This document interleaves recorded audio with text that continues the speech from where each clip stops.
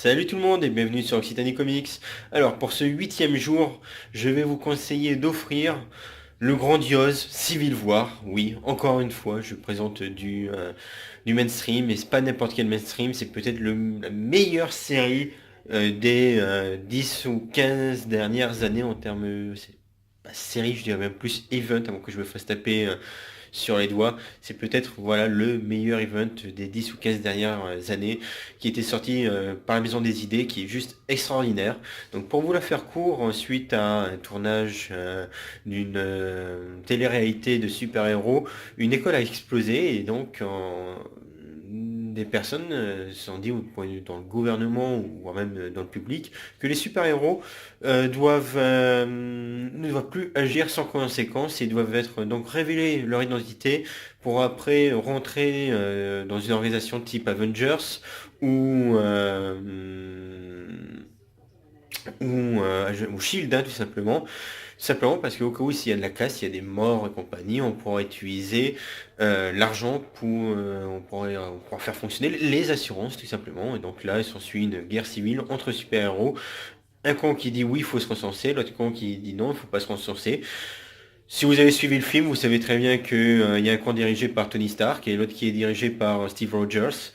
Et les héros décident de faire un choix et c'est vraiment quelque chose que j'ai apprécié. C'est vraiment un des meilleurs events de ces dernières années. Et c'est quelque chose à posséder. C'est écrit par le brillantissime anglais Mark Millar qui est encore une fois extraordinaire. C'est vraiment quelque chose qu'il faut acheter, c'est vraiment quelque chose à avoir dans sa collection. Je n'ai vraiment rien d'autre à dire, à savoir que Panini a sorti plusieurs coffrets de Marvel Deluxe avec les Civil War. Le tome 1 reprend l'arc narratif de Civil War et les autres volumes vont se concentrer sur le fait du pourquoi le Civil War et le compte et la version de chaque série qui a pu sortir à ce moment-là. Donc dans le tome 2, je crois que c'est Wolverine et Spider-Man. En tome 3, c'est les Avengers et avec je sais plus trop qui. Et puis après 6, 7, 8 et compagnie. Si vous voulez faire un beau cadeau, vous pouvez offrir, je dirais, les trois premiers suffisent en eux-mêmes. Si vous voulez faire un cadeau extraordinaire, vous prenez tout, même le prélude. Et si vous voulez faire quelque chose de tout simple, le premier suffit en lui-même. C'est si vous ne l'avez pas dans votre collection, c'est vraiment le moment de vous le faire offrir parce qu'il n'y a vraiment pas mieux en termes de comics qui est sorti sur ces 10 ou 15 dernières années. C'est vraiment une série à posséder. Les graphismes sont extraordinaires, l'histoire est extraordinaire.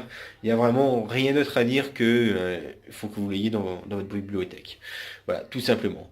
Bon, ben, j'espère que vous avez apprécié cette petite vidéo pour ce 8e conseil d'achat. Et on se retrouve dès le lendemain pour un nouveau conseil d'achat. D'ici là, portez-vous bien et à bientôt. Allez, ciao!